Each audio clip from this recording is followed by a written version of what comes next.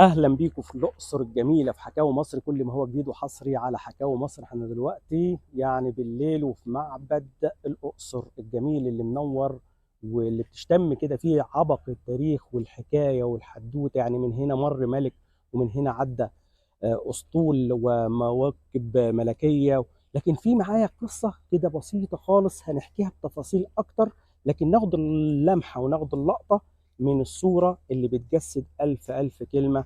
حاجه مش هتلاقيها غير في مصر، الحضاره المصريه القديمه والاسلاميه. ده جامع سيدنا الامام سيدنا الحجاج ابن يوسف، ده موجود داخل معبد الاقصر. بصوا الجمال.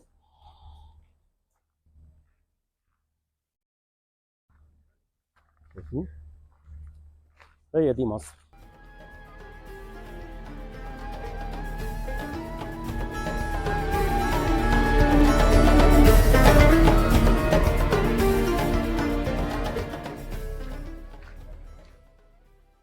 اه مصري وافتخر والله. شايفين الحضاره؟ شايفين الجمال؟ بصوا بقى الجامع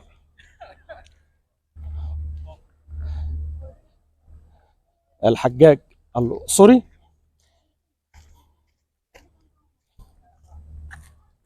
ده محفور. الله اكبر على الجمال.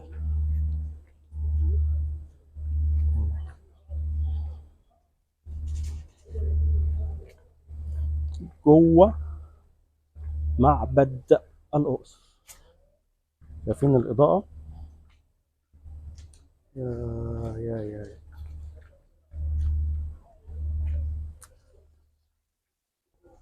بانوراما والله. انا مش لا هقولها صريحه كده، مش عارف اتكلم ومش عايز اتكلم، مش عايز احرق الصوره اللي بتحكي اصلا عن نفسها. ايه الجمال ده وايه الروعه دي؟ تاريخ، تاريخ يا اخوانا، حفر وبيتكلم وشواهد وجمال اهي. نعم.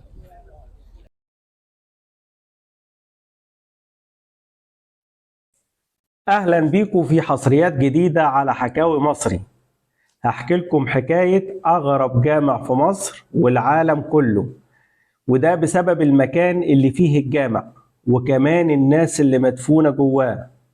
جامع مبني على اعمده معبد فرعوني، تخيلوا، وتحت منه كنيسه، ومدفون فيه عالم جليل مسلم وسيده فاضله مسيحيه.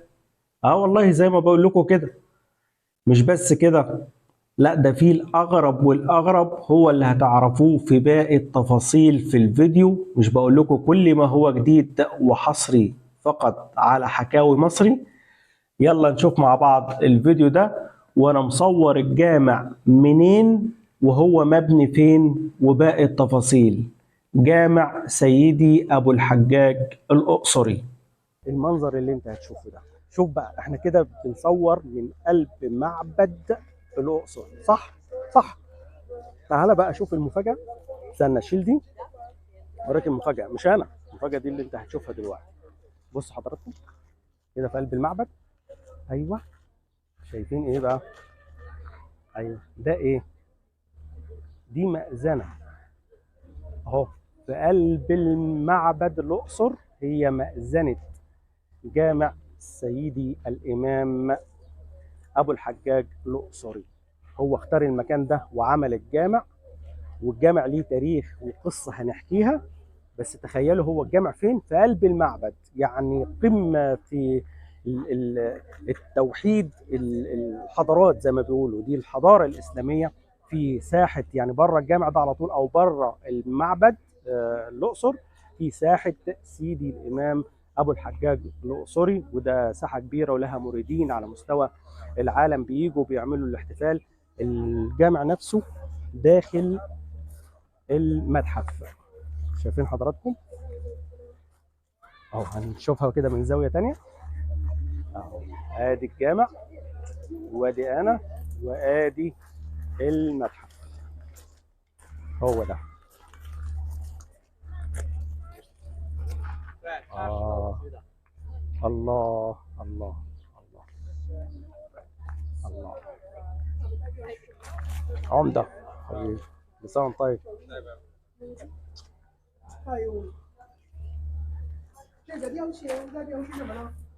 الله. شفت حضراتكم انا مصور الجامع من داخل معبد الأقصر، لأن بالفعل الجامع مبني فوق معبد الأقصر، ومعبد الأقصر ده أثر فرعوني من أيام الدولة الحديثة في عصر إمنحتب الثالث ورمسيس الثاني. الجامع تم إنشاؤه في العصر الأيوبي سنة 658 هجريا، وهو مشيد على الجانب الشمالي الشرقي لمعبد الأقصر على أعلى الفناء المكشوف، والشكل المعماري بتاعه هو أقرب لمساجد الدولة الفاطمية، وهو من المساجد المعلقة، يعني اللي بتطلع لها وتوصل لها بعد ما تتجاوز أكتر من سلم. وسجل أثر إسلامي سنة 2007. لكن الأغرب حكاية صاحب الجامع نفسه اللي تم تسمية الجامع على اسمه، وكمان الناس اللي مدفونة جواه، والمحراب القديم، والمأذنة التاريخية اللي هي موجودة لحد الآن. يلا بينا ندخل في التفاصيل.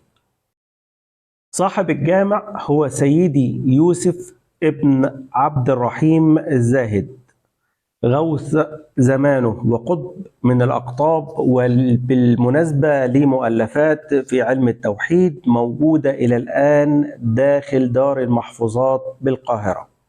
وبيرجع نسب سيدي أبو الحجاج الأقصري إلى مولانا الإمام الحسين رضي الله عنه. ولد أبو الحجاج الأقصري في مدينة بغداد بالعراق في القرن السادس الهجري، ودرس علوم الدين والفقه، وكان والده ذا منصب داخل الدولة العباسية. وجه مصر عن طريق الشرقية، وبعدها سافر لمحافظة الإسكندرية فتلقى العلم وعلوم الدين، والتقى بأعلام الصوفية في ذات الوقت، وتتلمذ على يد الشيخ العالم الجليل عبد الرازق الجاذولي، وأصبح أحد تلاميذه، والتقى كمان بسيدي عبد الرحيم القنائي، واستقر في الأقصر حتى توفاه الله عن عمر تجاوز 90 سنة. ولكن قبل ما ندخل الجامع لازم نحكي ونعرف حضراتكم مين هي الست تريزا، السيدة الفاضلة المسيحية اللي ليها قبر جوه الجامع ومكتوب عليه كده، ودي حاجات موجودة داخل الجامع: مدفن السيدة تريزا رضي الله عنها. بصراحة في الحكاية دي في أكتر من رواية في الموضوع ده. الأولى بتقول إن السيدة تريزا هي سيدة فاضلة مسيحية كانت موجودة في المكان ده ومسيطرة عليه ولها حضور، يعني المكان ده في الأساس بتاعها. ولما جه سيدي أبو الحجاج الأقصري وتعرف عليها وبدأت في حوار وفكر، فاقتنعت بفكره وآرائه ومعتقداته وأسلمت. ده رواية، دي رواية.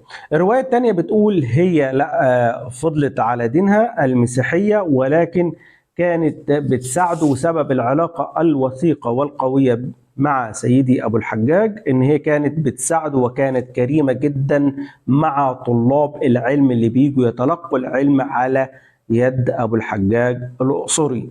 فأوصى سيدي أبو الحجاج الأقصري إن السيدة تريزا يكون ليها مدفن داخل الجامع، وبالفعل هي مدفونة وموجود ومكتوب عليه مدفن السيدة تريزا رضي الله عنها. أيا كان الروايات فده دليل على رقي الفكر، ويعني وتقارب وشياكة المعاملات بين البشر مع اختلاف العقيدة. وداخل المكان تحت في كنيسة قبطية كانت مبنية في القرن الرابع الهجري. يعني حكاية مكان بتكلم فيه كأنك داخل كده، يعني آلة الزمن ما بين الفرعوني والقبطي والأثر الإسلامي والروحانيات اللي موجودة. يعني الصراحة المكان حكاية ولازم الكل يشوفه. لكن تعال ندخل في التفاصيل. هتشوف منظر في غاية الروعة داخل الجامع. شايفين حضراتكم المحراب ده الأول منحوت بين أعمدة المعبد الفرعوني اللي هو معبد الأقصر. ده المحراب القديم. المحراب الثاني وهو الحديث موجود على شماله بمسافة قليلة، ده الحديث. في أثر تاني مهم جدا جدا موجود داخل المسجد، هي المأذنة القديمة وهي من الطوب اللبن. دي من أيام سيدي أبو الحجاج، وهي تقع بالناحية الشمالية الشرقية وطولها حوالي 14 متر و15 سنتي. لكن المأذنة التانية اللي حضراتكم شايفينها دي بناها الخديوي عباس حلمي الثاني. المسجد هو قيمة تاريخية بالنسبة للآثار الإسلامية الموجودة داخل محافظة الأقصر، وهو مبني في الفناء المكشوف اللي بناه رمسيس الثاني. وفي شواهد كمان لقبور تانية موجودة، يعني مش بس قبر سيدي الإمام أبو الحجاج الأقصري، لا ده في أبنائه كمان. الشيخ أحمد نجم، وقيل أن هناك يعني شيخ يسمى الشيخ المغربي موجود، اللي هو جه مع سيدي الإمام أبو الحجاج الأقصري، جه الأقصر موجود داخل المكان. ونروح بقى لكرنفال كده ومهرجان واحتفال بيحصل فوق الخيال، قمة في الإبداع وروحانيات غير عادية موجودة بتشوفها دايما مع بداية يوم 14 شعبان من كل سنة، وبيستمر أسبوع أو أكثر، يعني مش كتير. احتفال بمولد سيدي أبو الحجاج الأقصري. ده بيبقى بالطبل والزغاريد والتحطيب وفرق الإنشاد الديني اللي هي بتيجي من كل مكان، وبيشيلوا كده بطريقة يعني رمزية أكتر من تابوت، وبيلفوا بيه شوارع الأقصر. ده رمزية لسيدي أبو الحجاج الأقصري وأبنائه والعلماء الأجلاء.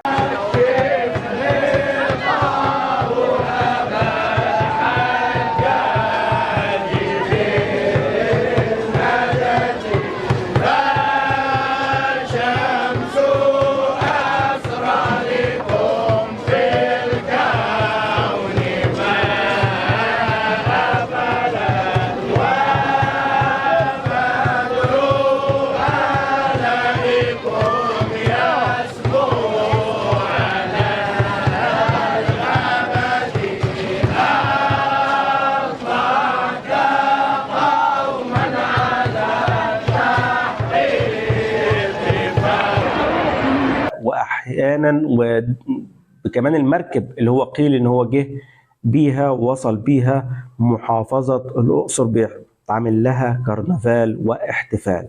مكان روعة وخيال لن تجده إلا في الحبيبة مصر وفي طيبة وبلدنا الغالي علينا الأقصر. بلدنا بلد علماء وأجلاء زي العالم الجليل اللي اتكلمنا عنه سيدي أبو الحجاج الأقصري.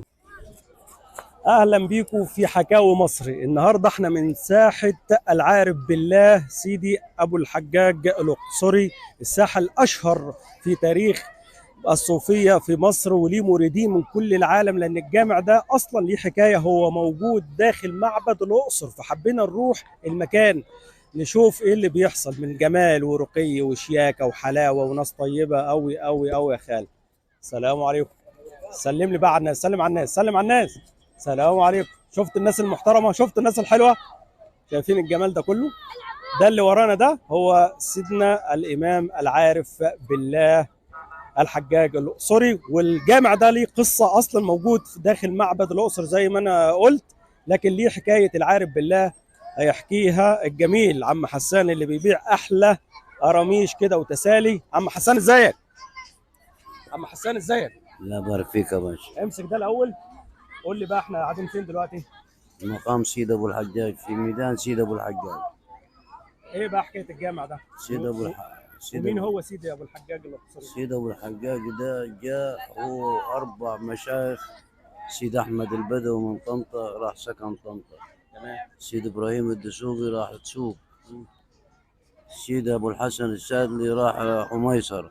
اللي هي يس اسوان. اللي هو لا بعد ادفو. بعد ادفو ايوه. وسيد عبد الرحيم راح قنا. تمام. سيد ابو الجناوي. سيد ابو الحجاج لما نزل الاقصر هنا كانت في واحده اسمها تريزا قاعده في المكان المعبد. مكان المعبد. فطبعا جاء سيد ابو الحجاج قال لها اديني مكان اعلم فيه الدين واعلم فيه الاسلام. قالت له تقعد فين وتروح فين؟ قال لها اديني على كد الجلد بتاع الجمل، هنذبح الجمل وتديني على كد الجلد بتاع الجمل. فراح ذبحوا الجلد بتاعه. طبعا البركات بتاعت سيد ابو الحجاج ده اللي اسمه قد القد او قد الجمل، يعني جلد الجمل. قد الجمل.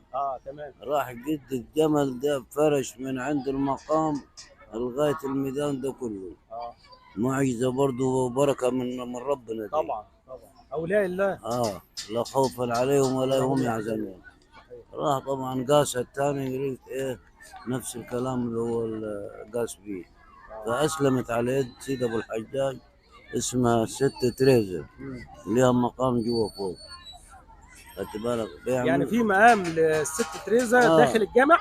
لا جنب سيد ابو الحجاج. علشان هنا بتلاقي بقى في اخوه مسيحيين والمسلمين واللي جايين سياح للفراعنه، يعني تحس ان مجمع اديان كده. خدت بالك؟ ليها اوضه صغيره كده مكتوب عليها. واولاده جنبه الشيخ ابو الحجاج برضه. في الشيخ المغرب وسيد احمد النجم كده. بعد كده طبعا بيعملوا له الاحتفال سنوي كل سنه. الليله بتاعته يوم 13 شعبان من كل سنه. بتيجي ناس كتيره من كل حته. من مرسى مطروح واسكندريه والعالم كله. بيع وخد راحتك بس اوريكم على جنب يا اخوانا. يلا بقى ما تستفتحونا بقى. يلا. هو بيبيع احلى تسالي مش تلاقيه هنا في النص. تعال. وهو بص الجميل شاب جميل كمان اهو معانا. لا بيبيع شاي يا اخوان. خش عجيبه. صلى على النبي يا خالي. طب يلا عاد ودونا الجنب عشان الراجل بيتكلم معانا عيب. يعني كده الاحتفال كل سنه كل قد ايه؟ 13 شعبان الليله الكبيره. بيقعد كام يوم؟ بيقعد بتاع اسبوع كده.